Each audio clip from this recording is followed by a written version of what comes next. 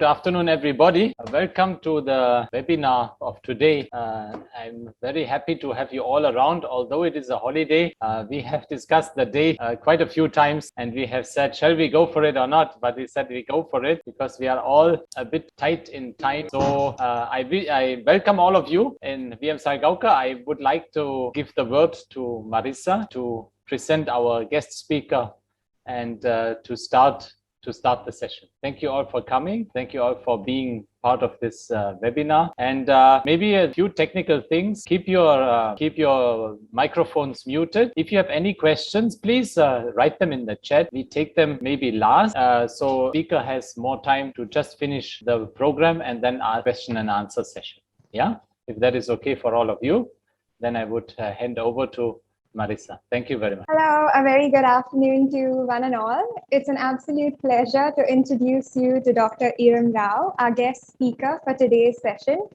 Dr. Rao is a professor of the Department of Food Technology at Bhaskaracharya College of Applied Sciences, University of Delhi.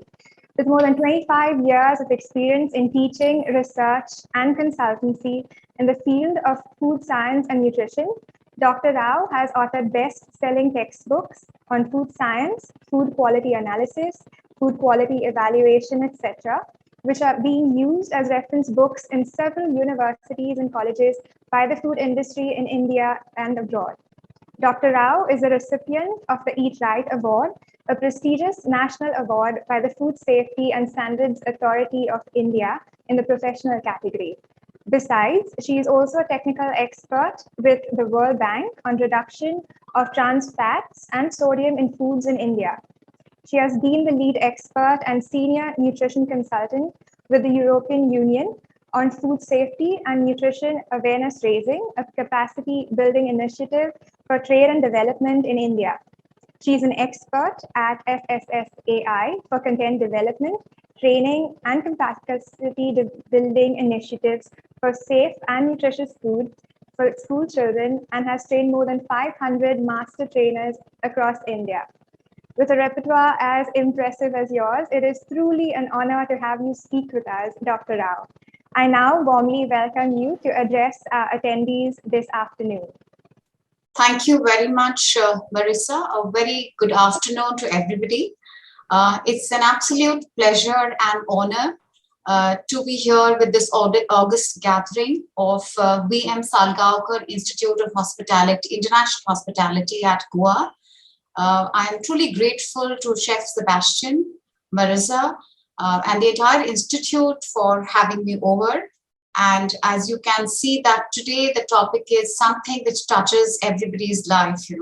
We can't be just limiting ourselves to people who are studying food science, but I guess all of us have understood the importance of eating right, eating healthy, eating safe, as well as sustainably in our lives more than ever. And it is in a certain way an eye-opener, this pandemic COVID-19. I shall begin with a saying from Rig Veda, which says that the first form of happiness per se is nothing but sound health. We should take nutritious, balanced food to keep our body healthy. And as the saying goes, that a healthy mind dwells in a healthy body. So with that, we take our progress further. We understand food is an inevitable part of our existence, and we need to have not just nutritious, wholesome food, but we must also focus on food which is free of contaminants, free of any adulterants. And also today, like we're talking about, it should not be carrier of things like even chemicals, allergens, which can also play havoc with the health of the individuals partaking it. So some food for thought for all of us. In a lifespan, I don't know how many most of us have realized this, that we consume almost 30 tons of food during our lifetime. And if you look at food, it is nothing but a mixture of chemicals, whereby you find that even nutrients are nothing but chemicals. and they are nearly more than 95%. The remaining of it is coming in for what we add to the food in the form of contaminants, or as sometimes even naturally occurring toxicants. Some food safety facts and figures for all of us to really ponder about. Did you know this, that nearly 600 million people around the world fall ill because of consuming unhygienic food, or perhaps the food is laden with some microorganisms, and that really average out to about 1 in 10 people who are affected adversely. More than 4 lakh people are dying when they have consumed food which has been contaminated with biological hazards such as bacteria, viruses, parasites, or any other chemical substance, either intentionally or non-intentionally. So what does all this imply to us? Please remember that any of these food diseases or illnesses leads to what is called as unproductive days. You can't go to work. It affects trade. It affects tourism. And moreover, it impacts the socio-economic status of the country. It adversely affects the GDP of the country. Not only does it strain the healthcare system, which in any case in developing countries is at the threshold, but we need to actually prevent these, and these could be very easily prevented if we follow the practices of good hygiene and good manufacturing. So let's understand who really needs food safety. Is it just us, food scientists, people who are working with the hospitality sector, food technologists, or the food industry? If you really ask this question, you would understand and really realize that times have really changed, and each one of us have become very, very conspicuous of the quality of the food which we are consuming. Not only we find that the regulator is looking at us, or is a watchdog, as they say, but yes, this is a time of media which is very speculative, right?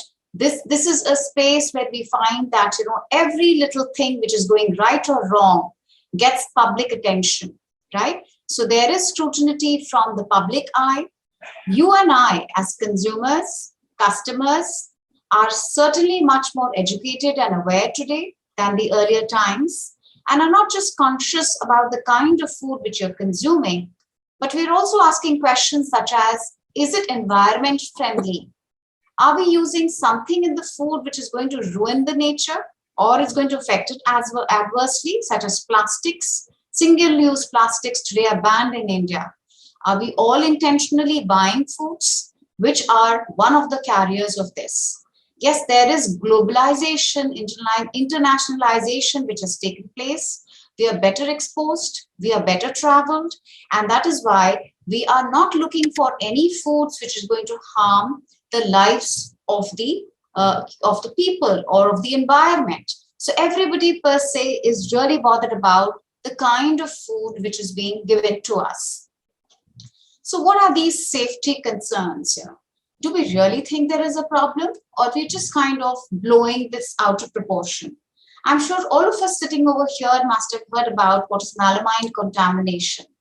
Back in 2008, we had this huge scam, which actually started from China, where they had laced the milk with melamine. Of course, it was done intentionally. The repercussions were actually felt in all quarters of the world. A lot of little children lost their lives. There were problems related to kidneys. Again, in our own country, a lot of exports routinely gets rejected from European Union, or perhaps from the US or the Western countries, because we are using probably artificial colors which are not permitted. Sometimes there's fungus which should not be present in the items, and also we are using some artificial colors to also camouflage the quality of the food. So what do you and I look for when I'm selecting foods, whether I'm eating out, whether I'm dining, whether I'm buying food, or whether I'm purchasing my routine purchases for the grocery? I am looking at some very high quality attributes in a food. And some of these are non-negotiable.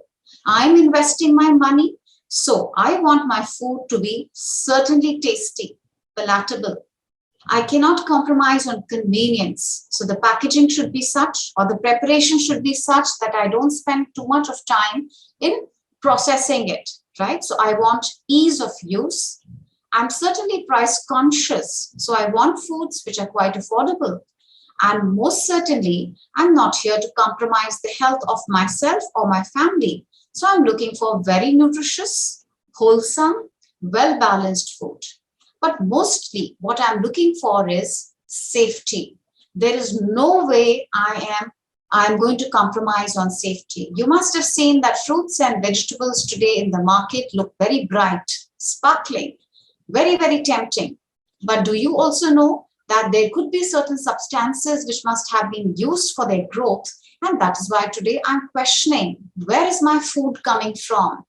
What treatments are being meted out to it? Is it really safe? Or it is only showing me that it is very, very attractive and it is very, very wholesome, but actually there is something not very right about it. So I'm concerned about my health, and as I said, economics, and guess today, you know that litigations also come quite easily.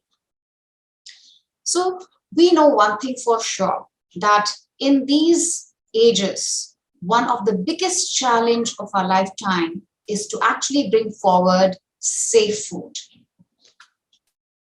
Some of these things often, are kind of, are happening to all of us, You do find sometimes you're eating out, maybe on the street or a restaurant, and you do find something which should not be on your plate, right? Maybe a plastic shard, or sometimes hair, or sometimes a bit of the insect which is there. Sometimes you find that the packaged foods also, you find a pebble, a stone, some chalk powder, some artificial colors. Sometimes you do find that, ready-to-eat foods which come in the frozen format, once you heat them, you're not very happy with the flavor of that particular food. You find something not up to it, something not right. And you do pick it up and start checking that out, whether it is really safe to consume or not, And yes, you do find that juices are puffed, cans leaky, and all these concerns take us to that what are these things which are actually coming in the way of the food, the way it is reaching my plate. So let's look at the journey of food, when it takes place from the farm to my fork, We know that as the food grows, it is not in a format that I can consume it directly. It needs some minimal processing. And that's what is called as basically primary processing. So we can't say that we can buy directly from the farmers and start eating it. You need some amount of processing to be done. So there is some processing which is happening. Then it is packed and then distributed. So if you can see over here that everybody in this particular chain who's involved is in some way affecting the quality of the food which is reaching to the consumer. So what is this human activity? The farmer is responsible for growing the crops, but if he is not following what is called as good agricultural practices, then he could be, probably contaminating the crops or the livestock with certain kind of additives, which can affect the quality of the food adversely. So what are the human beings doing? Maybe the quality of the soil, water, the pollution around it is affecting the crops adversely. Agricultural practices, misuse of pesticides, insecticides, right? Improper storage conditions, lack of cold storages in the livestock. We have become a little more, perhaps, aggressive. You want to extend the time of lactation for the animal, right? So beyond the reproductive ages, when I want to extend lactation, I have to resort to hormones. And these are being secreted in the milk of the animal. And that's how today we are suffering from some kind of antimicrobial resistance, or perhaps we find in children they have puberty before the time, etc. Similarly, the animal feed is also affected by all these practices, whether it's the chemical residues, whether it is misuse of pesticides, etc. And above all, we find that sometimes the industry is also not abiding by the norms. So the discharges in the form of water, solid or gases is affecting not just the soil and the waterbed, but also the water bodies, so the small to the large water bodies, so the fish or the marine food or the flora and the fauna as we call it, all of this is getting laced by those substances which are not something which are we going to worry about and understand. Something can come in from processing. Storage facility is not up to the mark. Again, there is a problem. And again, in the distribution chain, for instance, if the cold chain is not followed, right, then again, you can have all these substances coming into our food. So that's where today the attention is going to be. We are going to talk about hazards. And I'm going to explain first what is a hazard. Hazard is any substance that is capable of causing injury or illness in the absence of its control.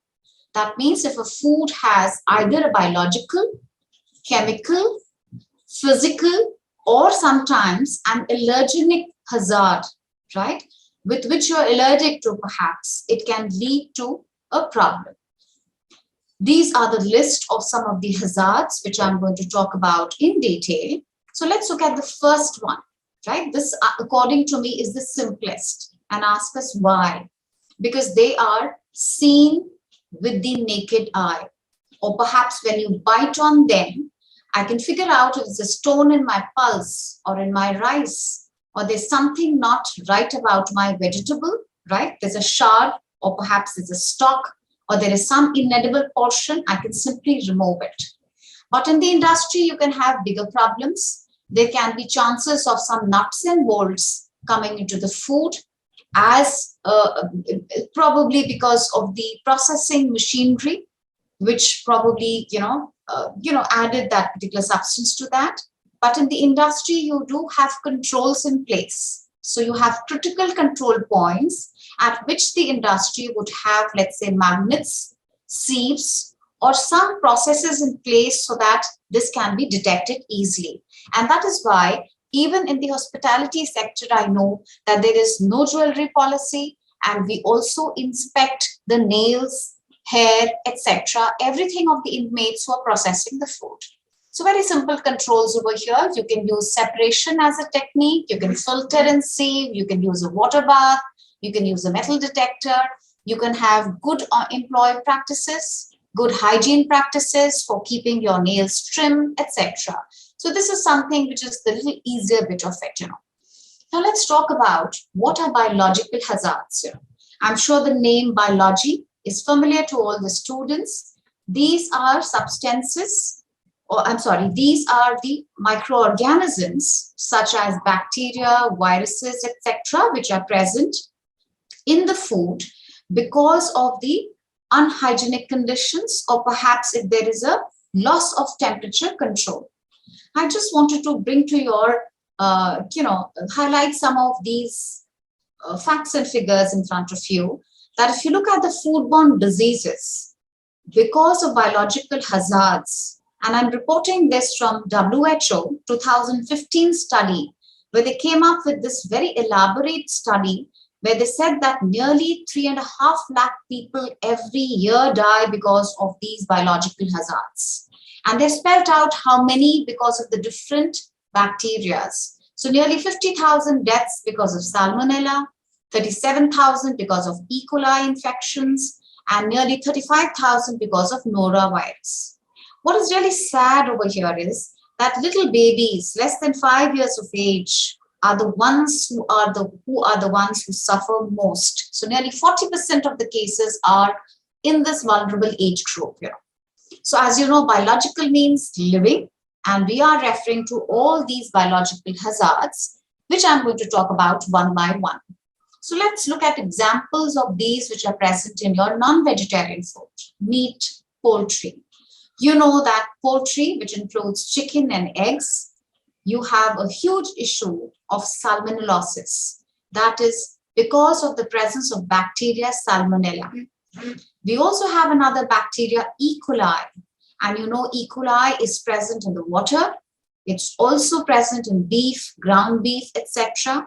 And we have a parasite which is present in pork. And that is why it is said that you must cook it well before consuming it, right? So you have the tapeworm, which is present as a parasite in the pork. And you know that it can really create a lot of problems if it is ingested by the human beings. Now, in fruits and vegetables, we find you have Salmonella, which can be present in sprouts. I know sprouts are very healthy to consume, no doubt about it. But let's be cautious. Sprouts should be steamed before they can be consumed because they could be laced with probably Salmonella, which may be in the water, or perhaps bacteria cereus, which is present in most of the cereals. We do have E. coli bacteria, probably in any of these juices, especially when you're buying it from local shops where they do not mind the quality of water. They may not be using potable water. Then you have Cyclospora parasite, which is typically, responsible for diarrheal diseases, may be present in raspberry, hepatitis A virus, strawberries, anywhere where they're splashing water over the fruits to keep them hydrated. This can be cause of worry. Then you have some pathogens, and you find that these bacteria are associated with the soil condition. So as we discussed, that food can become contaminated at any given point. Right at the time of production in the field, you find that the soil would contain all of this. Now think of your green leafy vegetables, or think of your roots and tubers, particularly let's say carrots, turnips, etc. You just wash them and eat them raw.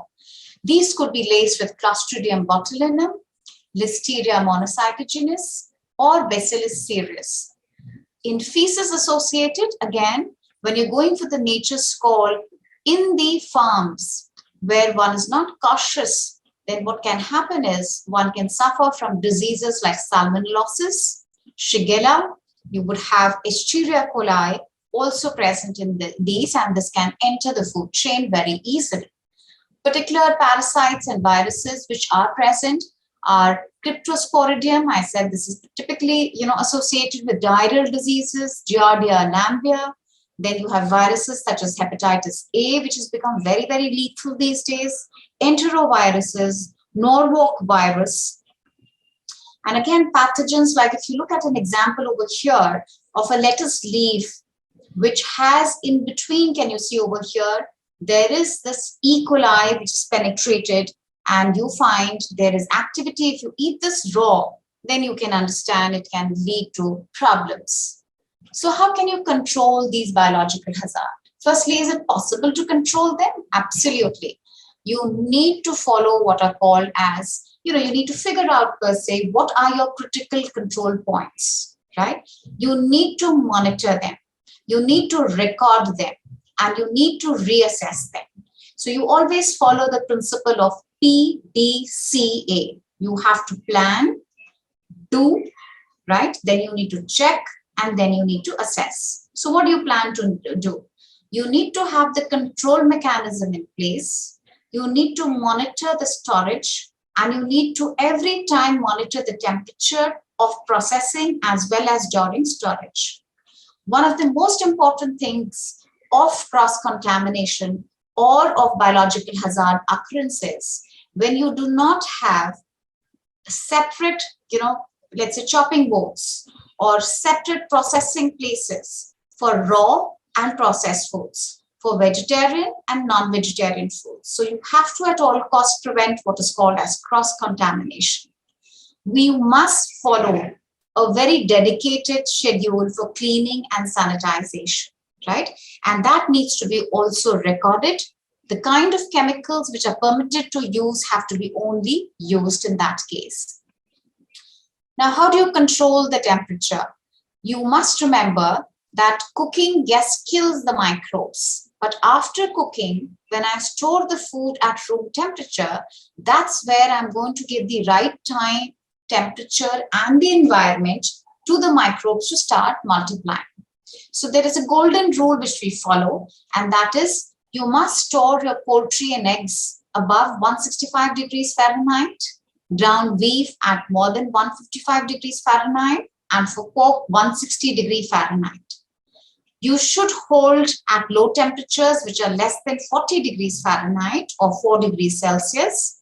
And for cooling from 40 to 40 degrees Celsius, you should do it as rapidly as possible. If you gradually cool down the food, that's the place where you have a problem, because you give the provision for room temperature, the ideal pH, humidity, water activity, and that's how you find that these microbes start to multiply. Now remember this chart. This is something which you have to remember at all times. You know that you can kill at 100 degrees Celsius, that's the boiling point of water, right?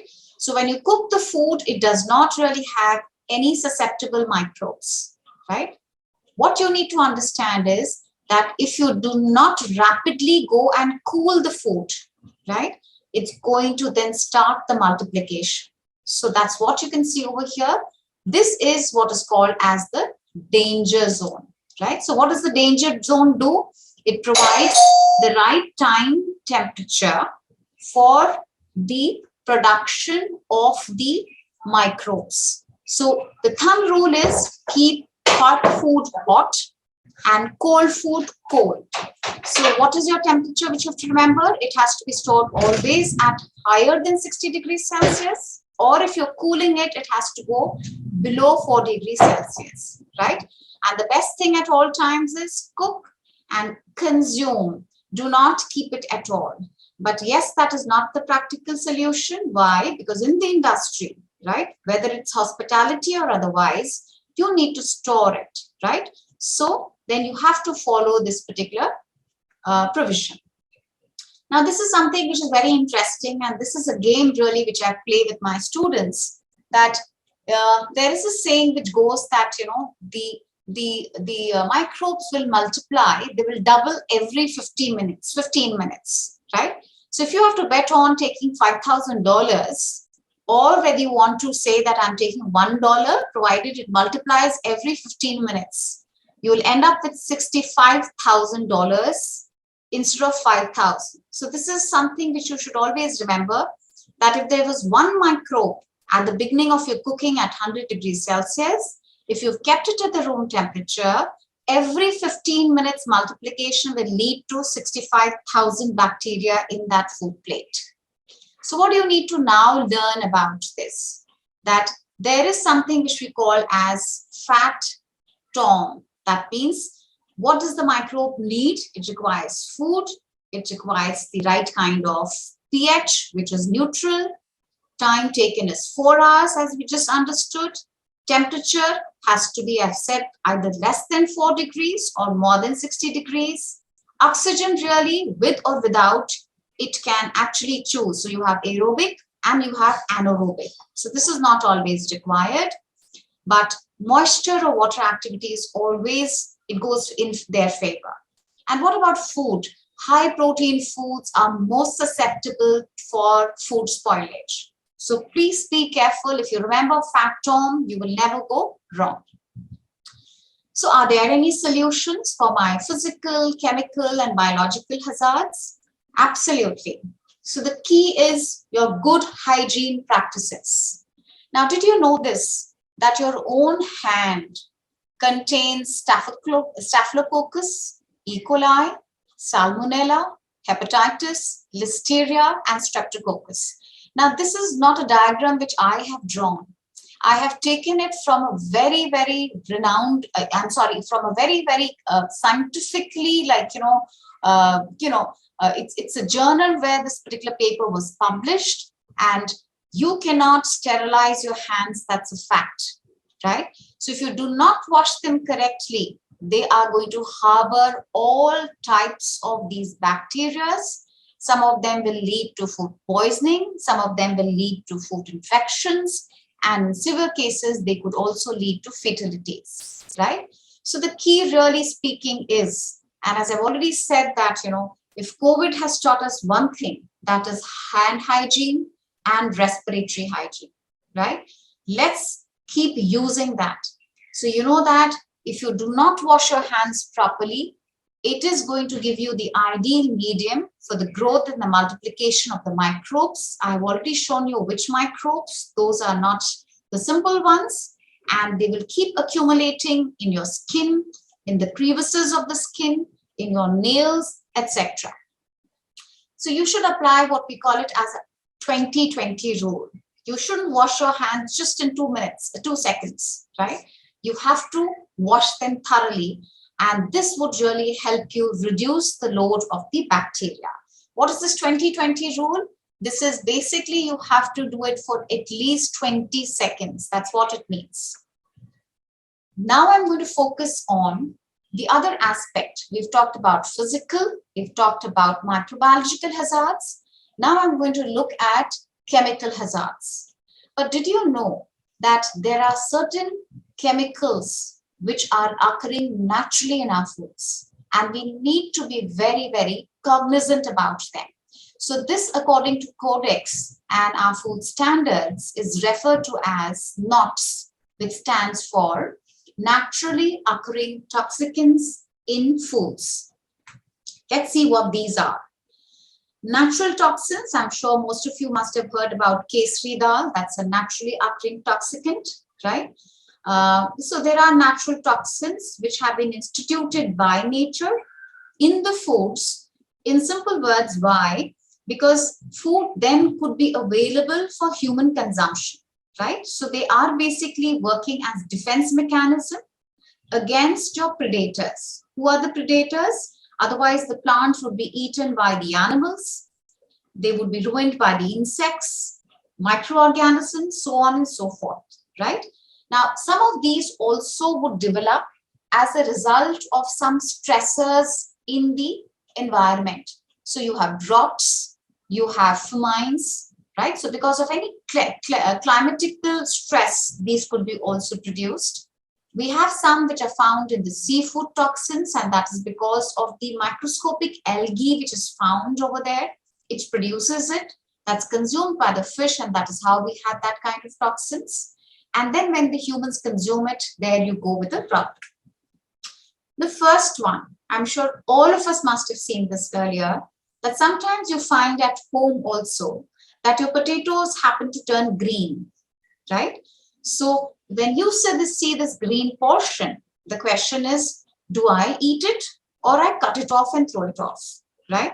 Most of us are not aware of it. Some of us think that this is the raw portion of the potato, right? This is the unripened form, right? But you're highly mistaken. This is what we refer to as a glycoalkaloid. It is a toxic substance. It is present not just in potatoes, but it is also present in your brinjal, that is called as eggplant, in tomatoes, and the one which is present in potatoes is called as solanine, right? The one which is present, let's say, in the other vegetables, it's called as chaconine, as I mentioned over here, right? The symptoms are typically that of any kind of mild food poisoning, such as you would have, indigestion, feeling of nausea, headache, etc. But we do find literature reports that people who are suffering from arthritis, there is aggravation in their pain. People who have problems related to uric acid, there again, they have problems with their bones, right? Now, that is why what you need to do is, how do you prevent yourself from getting this green color in the potatoes? So the thumb rule is, when you're purchasing the potatoes, if you find they have this green portion, do not select them. Supposing when you're cooking, you find that in your basket they've turned green, you need to chop them off. Remember, they are not destroyed when you cook the potatoes, right? So you need to get rid of it. Otherwise, it will lead to what is called as, consuming it once or twice will not harm you, unless you're a vulnerable age group person. But consistently, if you have it for a long period of time, there could be a chronic outcome of that. The next one I have are trypsin inhibitors, right? So you do find that they are present in a lot of pulses and legumes like red gram, Bengal gram, soybean, kesri dal, etc. These are nothing but basically Trypsin is an enzyme which is required for the digestion of proteins. Now, this trypsin inhibitor, it will not allow the pancreas to actually produce this proteolytic enzyme, right? As a result, what happens is that none of my proteins get digested. Now, if such a thing happens to a child, it will lead to growth retardation. So not just the soya in which it is present, but if you are consuming it on a daily basis, any source of protein which you are assimilating in the body will not be digested. And as a result, long-term outcome would be you would have pancreatitis, right? Now, remember, once you heat process it, so there's no harm in eating red gram dal once you've cooked it well, or Bengal gram dal, or cowpea, or soya bean. But the problem arises when today we have what is called as a missi roti, or what we call it as, multigrain atta roti. There, if it is unprocessed soya flour, then it is going to lead to a problem, because these are generally not heat processed. The flour which is present in the local chakki will not heat process it and then give it to you, right? So please look for producers or brands which are giving you processed soy flour in case you're interested in increasing the protein value of your rotis or your chapatis. The next set of chemical toxins are produced when you do not store your crops correctly.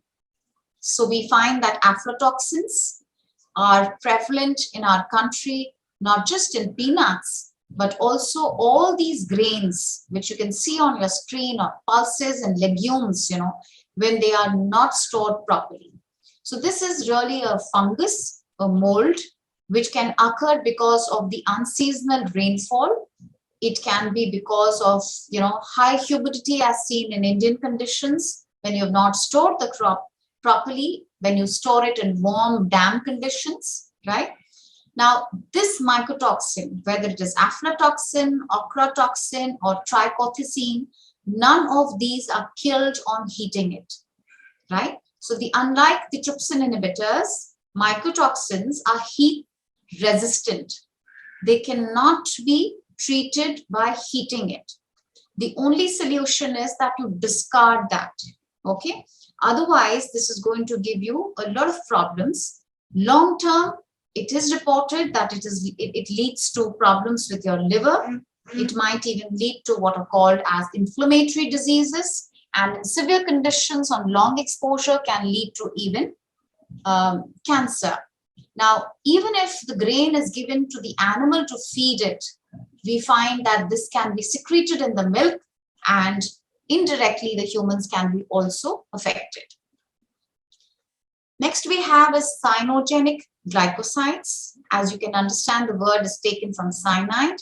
So this is present in cassava, bamboo roots, almonds, which are bitter in taste. Sometimes almonds are adulterated with the apricot kernels, as you can see over here. So here also, if any other stone fruit which looks like almond has been added to almonds, that can also give you this particular cyanogenic glycoside. And all the stone fruits, would contain cyanogenic glycoside. I told you why nature has given this, because the seed is used for propagation, right? So it's basically preventing it to be consumed by the animals. But if it is used to adulterate our food, then there is a problem. I know in India we have the desi badam, as we call it. It is sometimes bitter, and you would find that sometimes our parents insist to consume that because anything bitter is detoxifying and it is good for you.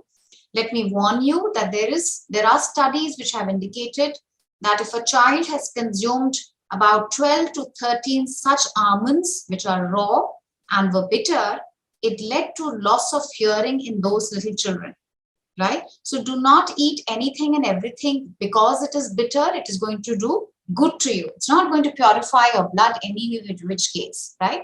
So please, guard yourself from consuming this. Signs and symptoms are almost the same for most of the poisoning, like in this case as well. Now, mushrooms, I'm sure all of us love to consume, but what you see today on the screen is one of the most lethal mushrooms on earth. Let me tell you that all mushrooms cannot be consumed. They are not all edible variety. This is typically called as a death cap mushroom. This is Amanita phalloides. And this is going to lead to death immediately if by chance, God forbid, anybody consumes it. So what is the thumb rule?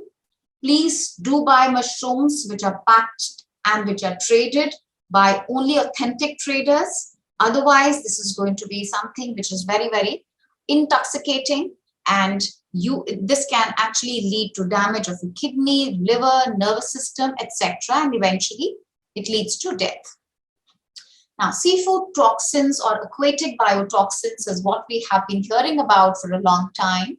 This is, of course, covered as an allergen also. But what happens is that there are primarily two types of aquatic biotoxins. One is algal and the other one is ciguatoxins. So here what happens is that when the shellfish eats the algae, it has this toxic material in it which builds into the tissue, right? And when we go ahead and eat this particular shellfish, then you can suffer from what is called as potentially threatening or fatal paralytic shellfish poisoning. This is a serious illness and even can lead to death, right?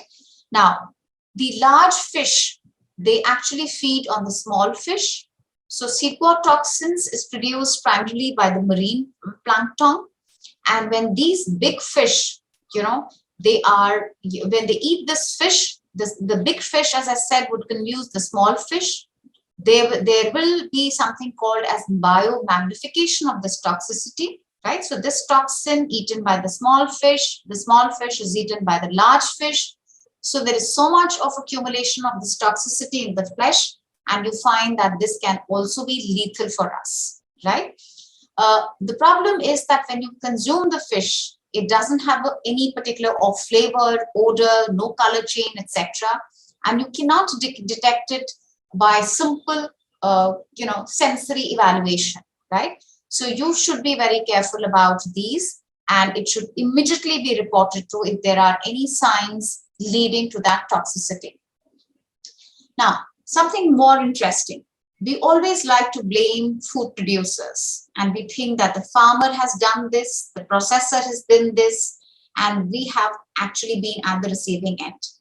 But do you know that some of us consciously, some of us unconsciously are actually putting contaminants on our plate by actually not being careful about the processing techniques which we're employing to consume them, right?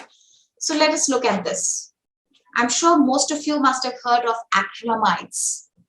Acrylamides, the word is taken from acrylic. Acrylic is nothing but plastic, right? I remember some time back, there used to be one particular message on the WhatsApp, which used to say that if you take kurkure and burn it, it turns into plastic, right? I just want to inform the house that any food which is a combination of a carbohydrate and a protein, when it is subjected to a high temperature, which is more than 180 degrees Celsius, what happens is that there is a Maillard reaction which is taking place, right? Now, this reaction is going to lead to what is called as acrylamide formation. Okay, so acrylamide formation would take place whether you use air frying, whether you use one of these. As you can see, all of us love to have this corn in India, right? But if you have this too often, right, that means this is nothing but acrylic, right? All of us like roasted potatoes, but the moment you char them, what about parathas? All of these, this can lead to formation of acrylic. So whether it's chips which are fried at high temperature, whether it is bhutta or corn which is eaten during especially the rainy season, we find that this particular food, which is rich in carbohydrate and protein, has a precursor which is present in the food matrix, and this is going to turn to a browning reaction and eventually lead to the acrylamide formation. Now, some of the foods which I've listed over here, you can see that even simple things like, you have tortilla chips, banana chips, or we have, let's say, baked potato chips, corn chips, taco. all of this would have so much of acrylamide. This is parts per billion, right? So once in a way when you have it, right, one season if you have it, once in a week or so, it's completely fine and understandable. But once it substitutes and becomes a staple food for me, then you have to be a little conscious and careful about it, right? Another food which we consume in this particular form is your processed meat and meat products. So you've heard of a word called as cured meats. You know that nitrites, particularly sodium nitrite, is used as an excellent medium to preserve the food, whether it is the bacon, sausages, whether it's ham, whether it's any of those. It imparts a distinctive color, it gives you a distinctive flavor, and it also makes my product microbiologically stable. So it keeps away my biological hazards such as botulinum, right? So we need to use nitrites, whether sodium or potassium nitrite are used. But what happens is that these would then be reacting. Once you cook the food, they will find nitrosodimethylamine. And this reaction is going to lead to probably increased risk of cancer.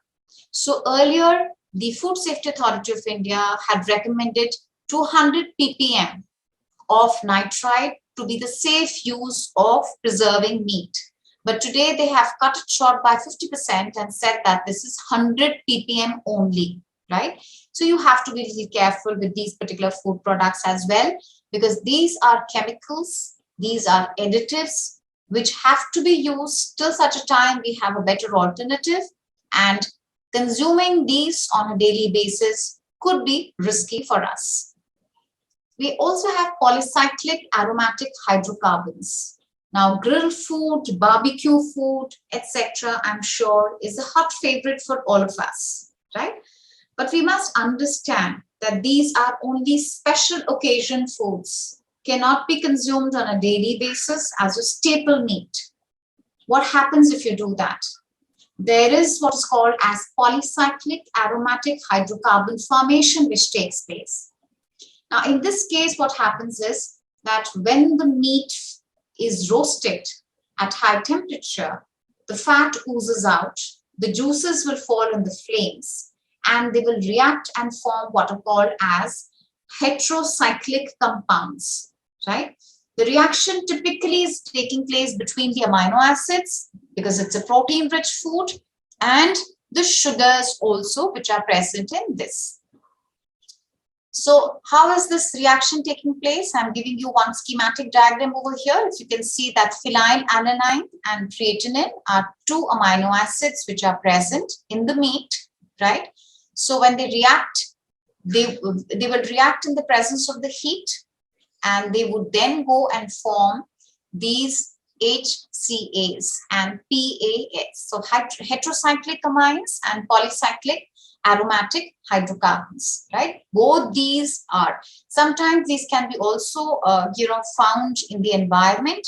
Like in Delhi, we have these, the farmers burning the stubble, and the stubble is of rice or whatever, like, maybe the wheat. And when this reaches the atmosphere, what we breathe is nothing but these SCAs and PAS. So when the organic matter burns, this also leads to this particular problem. Another example is that of furan and methyl furans. So furan derivatives are present in a variety of heat-treated foods. Particularly, you can see over here that coffee, fruit juices, soups, or probably foods which are bottled, canned, etc., have both furan as well as methyl furans, right? Now, these are typically produced when you heat the food at high temperature, because you need to heat process them, hot fill them, and then seal them, right? Now, there are a lot of precursors which are present in the food matrix by itself. So if you look at an example of fruit juices or canned fruits, you would find that there is enough amount of ascorbic acid. So the ascorbic acid will degrade or hydrolyze the carbohydrates. It will also hydrolyze the amino acids, as well as it will lead to oxidation of the fatty acids. Now, this is one particular, heating medium, which has become an essential, let's say, part of our kitchen or our pantries or our offices, right? All of us are using this microwaves, right? So this microwave oven is very good invention, no doubt about it. But it comes with a statutory warning. And what is that? Do not use low-grade plastics. Use only microwave-safe material. Keep it clean. Why? Because every time I splatter this food inside the cavity of the microwave, the food sits on the roof and the sides of this particular machine, right? The second set of plate which goes in for heating, repeated heating of those food morsels are going to lead to what is called as radiolytic activity.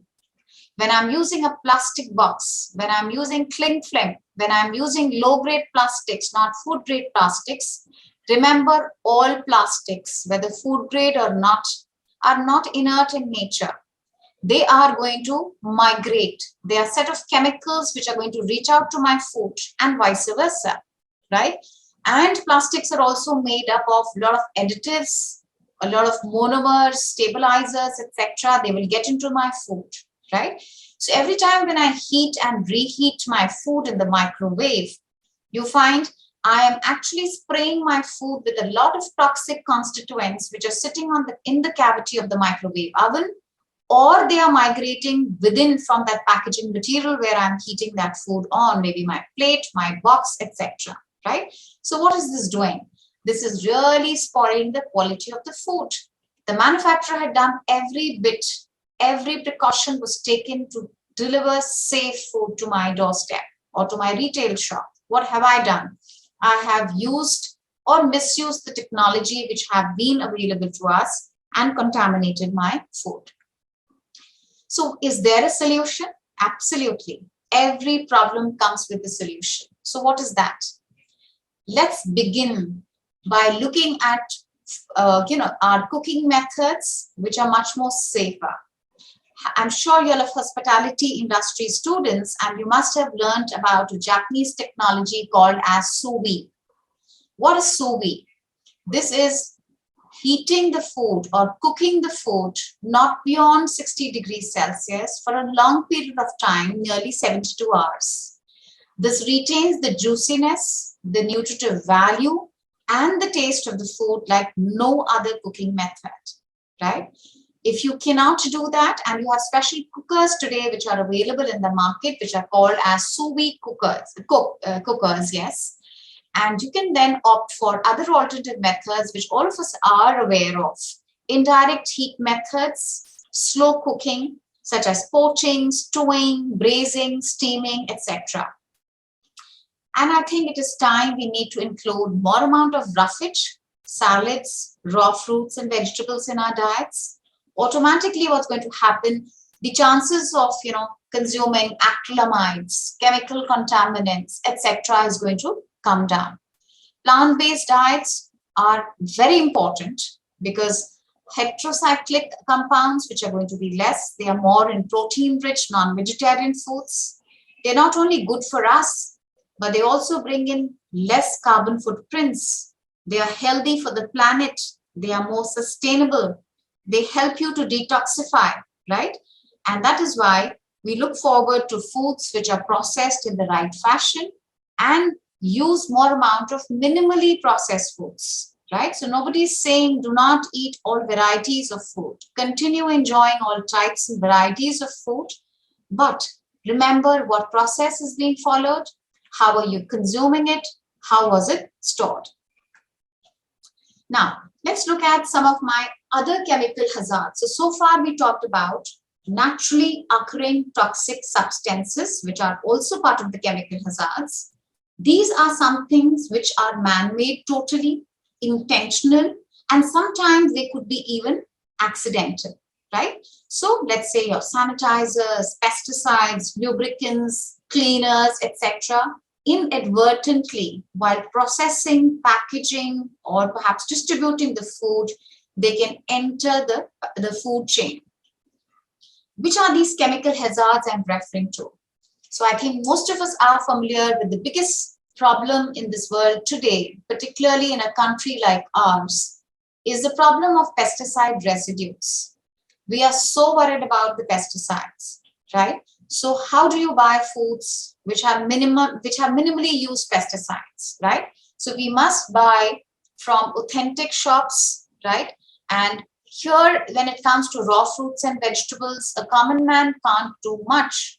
But if you are a person who is buying in bulk, you can choose your supplier by checking whether the person is registered as a good agricultural practitioner with with the cooperatives. What are the kind of integrated pest management techniques they are using?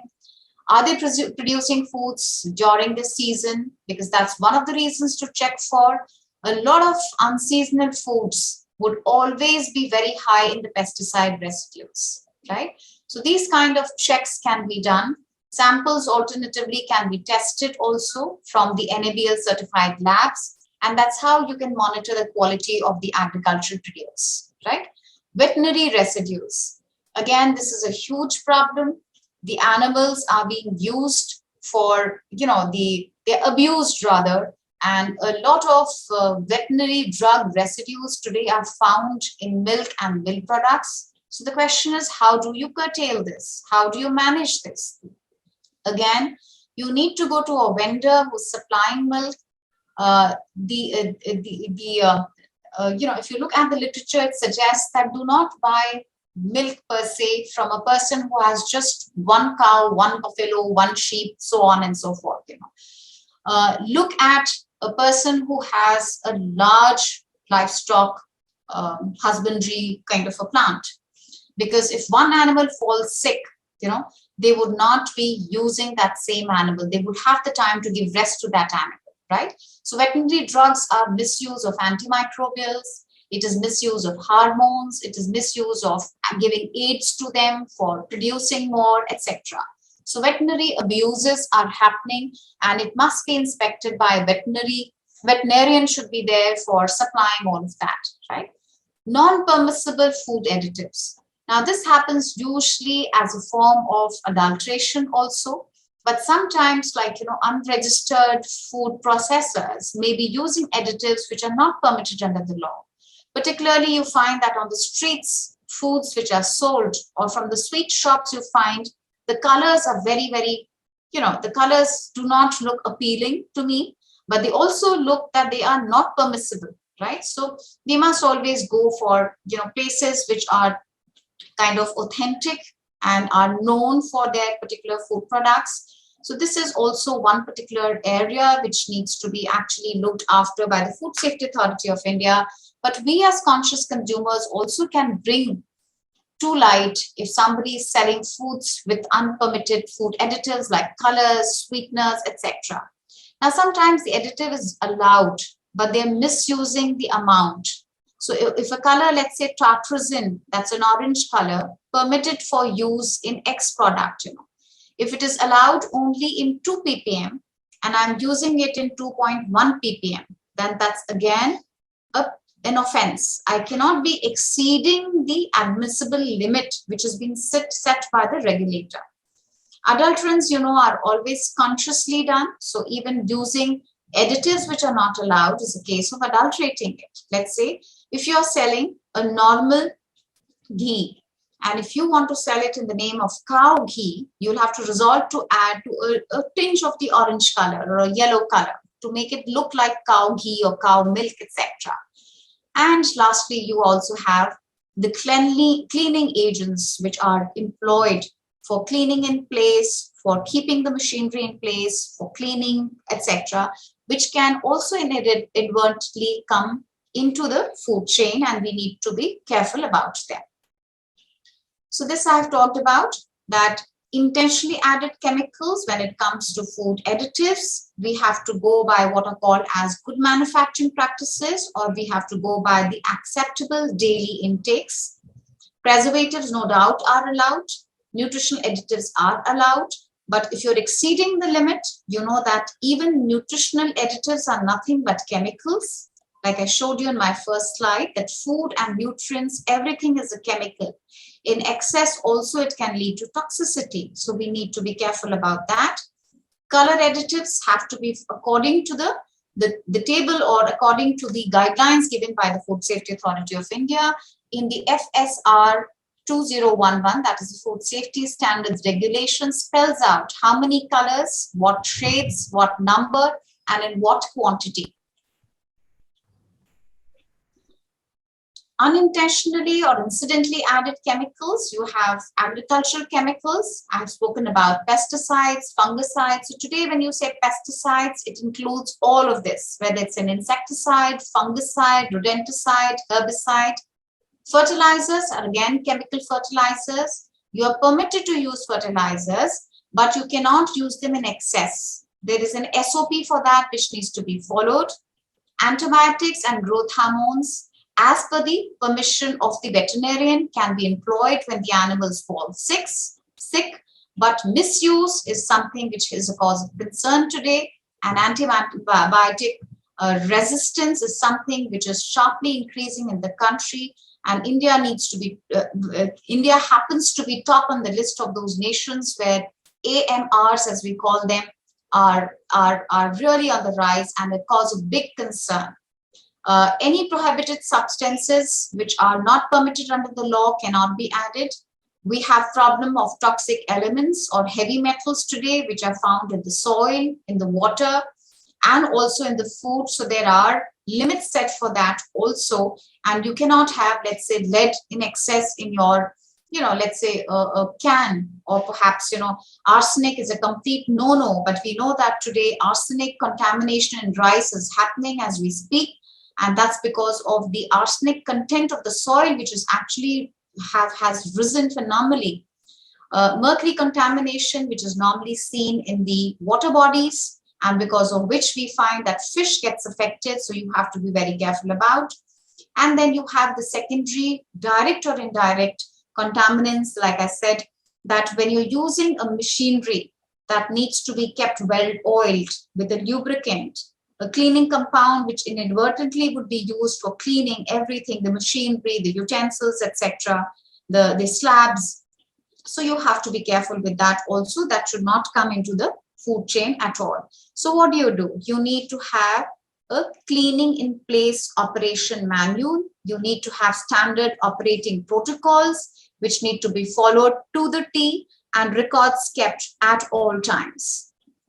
Some of the examples of chemical hazards which have been reported, like nitrates in excess in the red meat, as I spoke about, that nitrite in excess can lead to carcinomas, it can lead to liver toxicity. Aflatoxins, pesticides can be present in the feed. We've had incidences in the past where the animal was fed with microtoxic seeds, or perhaps when there was a problem of aflatoxins in a particular crop that was given to the animals, and once the milk was sold, a lot of people fell sick. So all these things can come because aflatoxins are naturally occurring chemicals in nature, because of, as I've already discussed this, that when there is high humid conditions and in a tropical country like ours, chances of aflatoxicities in your crops is very high. Even in spices and condiments, we find it's pretty high. In milk today, B1 aflatoxin is a cause of concern, and work is in progress for that. Growth hormones are used for the livestock, and they are secreted in the milk. And as I spoke about this, that today we are worried about our children hitting, puberty before time, and that's because of the milk which they are drinking. Also, we have growth promoting hormones, which are, or actually hybrid meals, which are designed for the poultry. And there again, you find that they put on weight. The adipose fat is high, the protein mass is less, and that's where they get an edge out of it. And again, cleaner, sanitizing agent can form a part of the food chain, whether it's meat, fish, poultry. Some of these chemicals, as you know, they have to be stored in the proper places. They have to be labeled correctly, and they have to be only used as per the requisite SOP which is being given to you in terms of diluting it or in terms of using it. The way forward is that you need to have only approved and legal chemicals, use of safety levels at all times. They have to be procured only from registered vendors. Certification system has to be in place. There has to be all protocols which have to be followed when it comes to, even let's say when you do pest management at your own factory or at your own unit. You need to have a person who's registered with the Food Safety Authority and with the FDA, so that he's only using those agents which are permitted in the food segment. Proper procedures, rinsing, etc. have to be used, neutralizing agents have to be used. There has to be protocols which have to be in place when you are talking about storing it, labeling it, and also where you have storage of your raw materials where they are kept. So chemicals can never really be stored with your food materials. They have to be in distinct places and at all times kept under supervision or under lock and key, and also with with clear guidelines, instructions for use, and they should be all labeled as well. With this, I'm going to talk about now the fourth component of the hazard, and that is food allergens or food allergies. So as you can see over here, that now food allergy really is not a small thing, and it's grown to an epidemic level. We find that more than 250 million people around the globe are suffering from food allergy. About 32 million Americans are down with allergies. We find that almost 1 amongst 10 adults is suffering from allergy, and 1 out of 13 children are also suffering from allergy when it comes to USA. Food allergy in the past have risen up to 50%, and with a 700% rise in hospitalization due to anaphylaxis. I'm going to explain to you what is anaphylaxis, but as of now, as we speak, this is a huge cause of concern, and it's become mandatory to also label all foods with allergen labeling. This is not something which can be taken for granted, because if you look at physical hazard, it can definitely be very lethal, but it can at least give you some chance of survival. But if an allergen comes in your plate, or even if you can get a whiff of that air, it can be lethal for that person's existence. Some facts and figures about food allergy status in our country. The data suggests that about 3% of us have food allergies, and majority of them are youngsters. They are under the age of 40 years. Approximately 30,000 emergency treatments have taken place, and nearly 100 to 200 deaths per year in India have been reported. Approximately 3 million Indians as we speak have peanut allergy alone. So let's understand what is food allergy.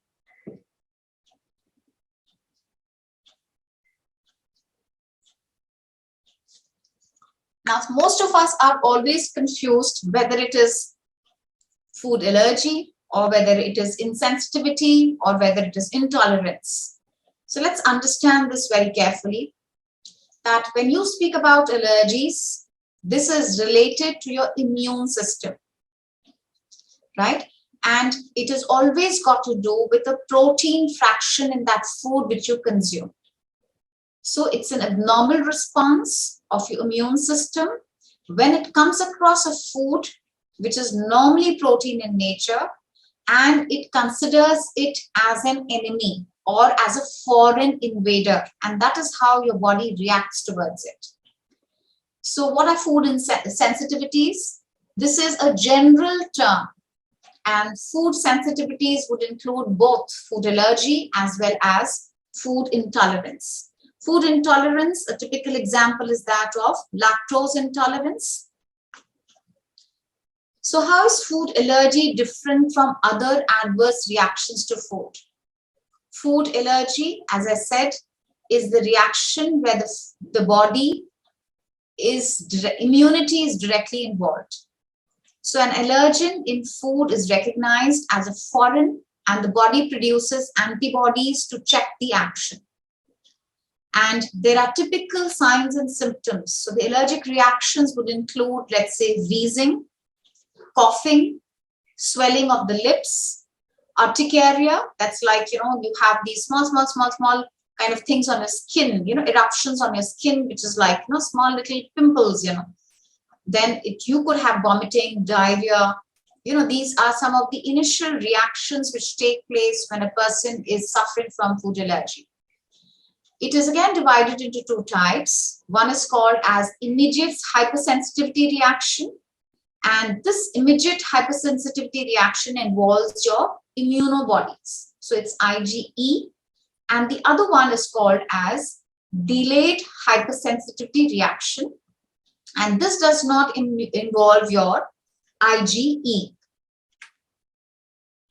So if you look at the classification of your food sensitivities, we find that food allergy is divided into immunological. And here you have the IgE mediated, which is where you have an immediate response, and it might lead to the anaphylactic shock. This is the severest condition of an allergic reaction. In the second type, it is non-IgE mediated, and you would have a delayed hypersensitive reaction. Food intolerance is the other part of food sensitivity. So in food intolerance, you also will not be looking at your immunity being involved in that. You would just have a digestive problem reaction, right? It could be moderate to severe, but this is not life-threatening. So the critical difference between food allergy and food intolerance is food allergy doesn't give you time. Food intolerance would give you some time. It now never really takes the person's life.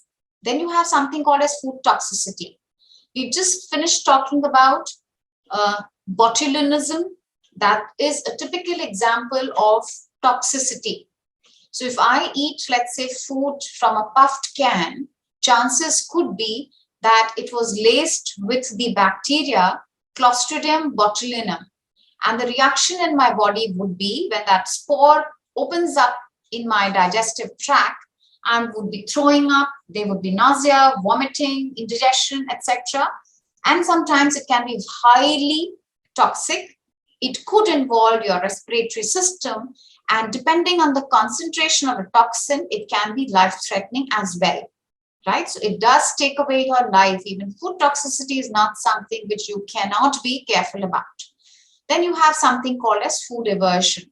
This is typically got to do with, strong dislike of a particular food. So some of the most common food allergens which have been notified in the world, I've listed some 8 of them over here. So you can see that peanut allergy, you have wheat allergy, you have soybean, then you have shellfish, fish, egg, milk, and tree nuts. And the recent most which has been added in the list of US is your sesame allergy, that is still seeds. Now, this is how you find that the prevalence of the allergies in the world. The most common one is your peanut allergy. Cow's milk allergy, as we call it as CMA. It does not mean that the person is only allergic to cow's milk, but any milk totally. Of course, not milk like soy milk, but milk means anything which is sourced from an animal food. So it can be cow, buffalo, goat, sheep, so on and so forth. A person who's allergic to the milk allergy is also allergic to milk solids, right? So will not be able to tolerate, let's say, any milk solids. You can't even have things like, butter or perhaps cheese or dahi. Unlike a person who's intolerant with milk, cannot have milk, but can have curd, can have buttermilk, etc. Okay. Again, you have shellfish, allergies, which are quite common. You have tree nut allergy, let's say any nut which grows on the tree. It can be, almonds, it can be cashew, it can be pistachio, it can be walnuts, any tree nut is that. Egg allergy is also quite common. You have finfish allergy, wheat allergy, and soy allergy.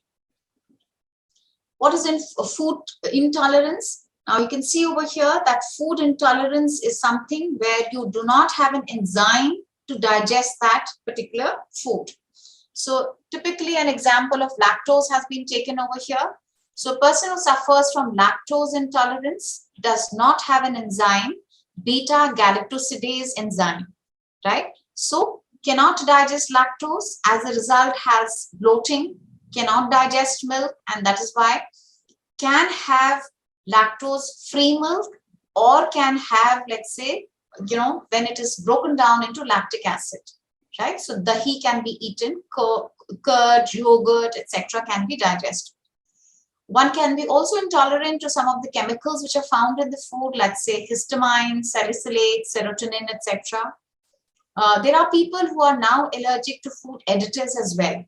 So you find that they are strongly allergic or intolerant to sulfites, sodium benzoate, colors, flavors, etc. Flavorants, you must have seen MSG, a lot of people, monosodium glutamate. They have something called as a Chinese syndrome, or Chinese restaurant syndrome, as we call it. Can be also allergic or intolerant to aspartame. And like colorants, I've said that tartrazine have been reported in literature that a whole lot of people have become intolerant to that. They cannot have this in their food, and there would be an allergic reaction. Food toxicity, we've just spoken about some of the examples, so I'm not going to repeat this. We've just seen glycoalkaloids could be one of the toxic agent, right? You could also have favism as a disease, lathrusm. So favism is found when you have faba beans, which again does not have a particular enzyme which can be digested. So this is related to your metabolic process. And also food aversion is something which you strongly dislike, cannot consume it. But when you test such people, they do not test positive for an allergic reaction per se. So that's how they're termed as people who are averted to a particular food. Some of the symptoms of we're talking about food allergy, which is immunoglobulin E mediated food allergies. You find that they have typically gastrointestinal, skin or cutaneous, respiratory and other responses when the food is ingested. So it can begin with nausea, vomiting, diarrhea, colic, typically stomach pain. Cutaneous, as I've said, you can have eruptions on your skin, which is called as urticaria, eczema, atopic dermatitis, angioedema. This is like swelling, accumulation of water, etc. In respiratory, you can have breathlessness, rhinitis, asthma. Others, this is more severe, anaphylactic shock. What is anaphylactic shock? When all of this is involved, right? So your circulatory system, your respiratory system, you have feeling of asphyxia, you cannot breathe, right?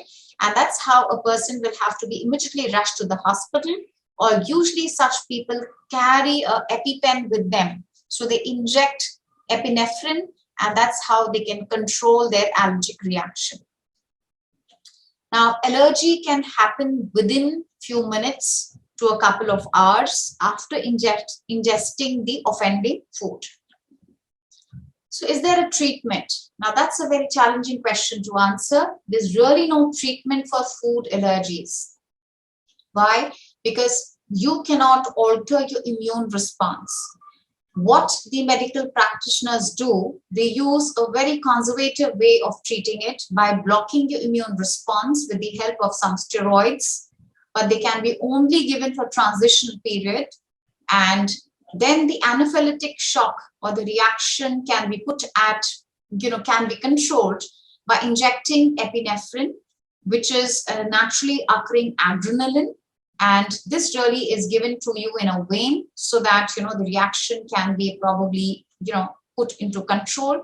Vitamin C works best because it is kind of an anti-allergic vitamin. People work at boosting their immunity, right? Inflammation can be put at bay. So it's anti-inflammatory, really speaking.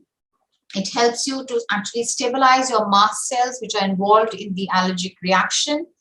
And they are the ones which are actually responsible for releasing this chemical into our bloodstream, histamine, and other allergy mediating chemicals as a response to your immune system. as I said, that the allergen works as a foreign body in the body of an individual suffering from the allergy. And that's how this epinephrine is going to go and stabilize it. These are life-threatening, as I've said. The big 8 has been spoken about. A lot of people are suffering from. Today, we have not officially included the 9th one, which is sesame, because in India, sesame is consumed in many forms, and we still need more evidence and literature to substantiate it to be put as a top allergen. But yes, we are looking at the big 8 allergens, certainly in the labeling and the packaging. So the milk allergy, which is one of the most common, as I've said, is affecting more than between 2 to 7% of infants. It is the protein fraction of the milk, which is called as casein, which is responsible for the allergic reaction. So in most of the products, you find that it is heat stable. Hence, extensive heating may only reduce but never eliminate the allergenicity. So we can never think of giving paneer, cheese, any of the stuff which you see as a milk product to the people who are suffering from, or especially children who are suffering from milk allergy. So the question is, what can they have then? They can have any milk from the vegetarian source. So usually such infants sustain or are given special feeding formulas which are devoid of the milk of the casein component. So they can easily have soy milk, they can have almond milk, they can have any other vegetarian source milk, but they certainly cannot have anything which is made even with an iota of casein in it. Soybean allergy, again, this is quite popular and has given you the data that nearly 0.5% of the population is suffering from it. So in this case, you have to avoid allergen in all forms.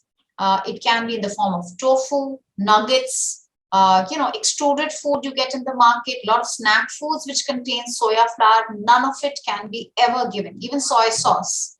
So the moment you use the word soy, it has to be looked after very well, very, very carefully. It has to be studied, and parents and children have to be educated regarding all the types of foods which can contain soya bean, and must inculcate the habit of reading labels at all times. Wheat allergy. So if you're talking about gluten-free diets, that is something else. Some people are being advised by their nutritionist to go gluten-free. Here we are talking about a serious life-threatening problem, and this is related to the proteins which are present in the wheat, such as albumin, globulin, gliadin, and glutenin. The moment the person ingests even the flour or the fumes of cooking the chapati, that can also, if it's inhaled by the individual who's suffering from wheat allergy, it can be seriously life-threatening, right? So you can see that you can have eruptions on your skin, you can have eczema, you can have oral allergy syndrome, which includes, abdominal pain, swelling on the lips, asthma, allergic rhinitis, etc. Then you have peanut allergy. This is also a lifelong problem. Consumption can lead to hives or urticaria on the skin, swelling on the face, bronchospasm, anaphylaxis. Any of this can happen. Now remember, these are all heat-stable allergens. Don't think that you cannot have raw peanuts, but you can have peanut oil. It's an absolute no-no. Roasting also does not help. So you can't have peanut cookies. You cannot even have anything which has been even prepared in a plant where earlier peanuts were processed or milk was processed. So all of these things have to be looked into very carefully for all the top allergens, which are a cause of a huge health concern today. Seafood allergies. Here you can see some of the symptoms right on your screen. You can have, rashes, swelling, nausea, asthma, dizziness, etc. So the allergen which is found in the seafood is called as allergen M, typically seen in codfish and in crustaceans. And in this case, the reaction might occur between 2 to 6 hours of ingestion. Even inhaling the vapors. So if somebody is making tikka out of cottage cheese, or with, let's say seafood, which is, which they're allergic to, that can also trigger a reaction, right? So particularly in the restaurants, in the food business operations, you have to be super careful about these things. You do have a concept of open kitchens today. So you have to be very careful that each and every person sitting in that particular place or lobby or wherever the food is being served is 100% not, is comfortable with it and not allergic to any of these, because that can also trigger an anaphylactic reaction. So what's the way out, right? I think the first and the most important, the key to it is to actually read labels. That is one of the ways of prevention is better than cure. That's the only way you can safeguard yourself. It has become mandatory for the food processor to declare all allergens on the product. As you can say, they have to write contains this, whatever is present over there, right? Labeling should be clear, simple. It should be put in very clear terms, right? It should be also highlighted. As you can see over here, it's put in capitals and bold letters. You can't interspace it in those small fonts over there so that, it gets missed by the person who's concerned, right? So we have to be declaring on our labels very carefully. So the regulator has given this advisory, which is mandated by the food processor, that they must write this. And supposing, if the person, and we also need to really educate the consumers to understand the importance of reading the labels every time. It's not as if you've been eating this product for a long period of time. Maybe today it's being processed in a unit where earlier something was processed and that can trigger an allergic reaction. So reading labels every time.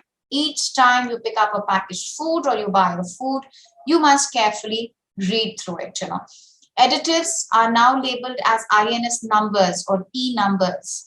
Be very, very cognizant about what numbers mean what. So if it is sulfide or if it is color or if it's sweetness, you should know the numbers. So what can we do about it? What can the industry do to manage this, So we have to have the top management commitment. That goes without saying. Most of the industry is using what are called as the Food Safety Management Systems 22000. Which mandates them to declare everything. They must have a well-documented allergen policy, accurate labeling. What's in it is on it. Nothing is ambiguous. Nothing should be hidden from the consumer. There should be clear operational strategies to eliminate cross-contamination. And this is where you find that most of the chances of allergens creeping into our food takes place. Even if you are serving the food, if the same spoon is used for serving the person who's allergic to something, it can trigger a reaction. So from the cutting, chopping boards to the serving utensils, to the serving spoons, to the cutlery, everything has to be kept separately for such people. Training, building capacity and awareness to everybody involved in this process is the key to complete empowerment and completely safeguarding the health of those of your customers, of the employees, of everybody across the board, And consumers have to be communicated also with. So rapid communication, right? Verbal, non-verbal communication, right? Written communication, education, speaking about it is the way forward for it. So we can conclude by saying that yes, definitely food allergy is a serious problem. As we speak, at present, there is no effective medical treatment. You need to live with that disease, right? And most people have now become allergic to more than one particular allergen. So you need to always educate. You have to keep yourself, abreast with the changes. The labels are one of the best mediums of communicating to the consumers. So they help them to choose the right kind of food and the ingredients as well. So clearly labeling is the way forward. Very soon, India is going to come up with front of the pack labeling. That will make things even more simpler for the consumers, right? But as we speak from the scientific foray, one of the largest hopes which we have today is hoping to have some hypoallergenic foods developed through the genetic engineering, through plant technologies, right? With the advancements in the biotechnology, plant tissue cultures, very soon we are hopeful that we would have some of the plant foods at least which are genetically engineered and they would not have the protein responsible for triggering the allergic reaction. Thank you so much. So with that, it is a wrap from my side. I'll be happy to answer any questions, please. Wow, thank you. Thank you so much, Dr. Eram Rao. It was very, very rich and informative session. Thank you so much. I would request the students, whoever has a question, please place your question in the chat or raise your hand, and then we can, maybe I will start with one question which I always have and which nobody could give me an answer so far. You were speaking about the solanine, which is the green part in the potato. Now, if we look at tomato, there is green tomato, and the Mexicans are using a green tomato jam, which is very famous. What about there in green tomato jam? My grandmother used to make green tomato jam, and she lived 85 years. Yeah. So if I can answer that? Yes, please. Greening of the potatoes, as I said, there are two compounds which we're talking about when we use glycoalkaloids. So one is the greening of the potatoes, that is solanine, right? Chaconine is present not in green color, either in tomatoes or in brinjal, but it is present in those particular plant foods, right? And as you mentioned correctly, even we make a green sauce, you know. Green tomatoes are even eaten as vegetable, you know, you have them during, you know, the unripe tomatoes. Yes. So there is nothing to fear of the green tomatoes, right? But this glycoalkaloid is present both in tomatoes and in eggplant. But in potatoes, it is conspicuous because it is green in color, right? The literature doesn't clearly point out that in tomatoes and in brinjal, what color it is. But perhaps what my understanding is, like we always give this advice to everybody, that we need to eat every food in moderation, right? So even if I am like a fan of tomatoes and brinjal, I cannot be eating it on a daily basis. Then that could be sometimes a cause of worry. Thank you so much. Thank you so much. Any student have any questions? Sir, I have one question. Yes, please. If I'm a lactose intolerant, what substitute can I have in place of that? Right. Thank like you, in place of lactose, what substitute can I have? Explain to you that lactose is the carbohydrate which is present in milk. Okay. So if I'm lactose intolerant, then I cannot have milk directly. How can I have it then? When the milk is fermented, right, this lactose is broken down, right, with the action of the acid bacillus bacteria. Then that lactose is not present. So that's how you must have seen that such people can tolerate buttermilk. You can have curds. You can have anything else in which the lactose is not present. Does that answer your question, Varsha? So, ma'am, in place of milk, what else can we have for calcium? Yeah, so you can have, let's say, we just spoke about soy milk, almond milk, etc. All these can be had. And we do have today calcium fortified formulas also in the market. So one of the concerns with soy milk, even for children who are allergic to cow's milk allergy, it's always good for looking at fortified formulations, you know, vitamin A, calcium, etc. You have lots of, branded, milks which are available. I think almond milk has become a fad now. But I think all of us have had enough amount of soya milk, cold coffees, and cocoa beverages and stuff like that, which are made only from vegetarian milk. So, thank you, ma'am. You're welcome. Any more questions? So if there is no more questions, I would request our student to raise the word of thanks. Good evening to one and all present here. Thank you. I would like to take this opportunity to thank Dr. Eram Rao for taking time out of a busy schedule to conduct this lecture for us. I would also like to thank Professor Irfan Mirza for giving us an opportunity to be a part of this lecture. We would also like to appreciate the marketing team, the IT team, and Marissa ma'am for her valuable contribution. Last but not the least, I would like to thank all the students for being a part of this lecture. Thank you. Thank you, Rachel. Thank you, Dr. Eram Rao. It was really an informative session, a fantastic session. I feel like I have read 3 books of you in this session. Very, very rich. And I hope we will get together in the future for more sessions like this. I had spoken to you before. We are trying to start a new program for next academic year, and we would really love to have you on board. And thank you so much for sharing your time with us. There is one more person here who has risen their hand. Please, Margaret. Miss Margaret? I think she's put it in the chat box. Student of IHM Sri Shaki attending and benefiting from such wonderful seminar. Thank you.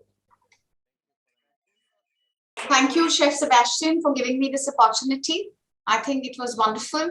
And if there are any queries later, you can always send me through the mail. And I hope I've been able to do justice to what you had set out as your objective. Yes. And look forward to your course in food allergies if that's coming up in the next academic session. Would be very glad to associate with that. Okay. Thank you so much. Thank you everyone for being here. And I wish you all a nice evening. And our students I will see tomorrow. All the other guests who have been there, please. Any more questions, we will keep the session open for a few more minutes. If you have any questions, then we can forward them to Dr. Eram Rao by mail or by chat, and trying to give you an answer. Yeah, thank you so much.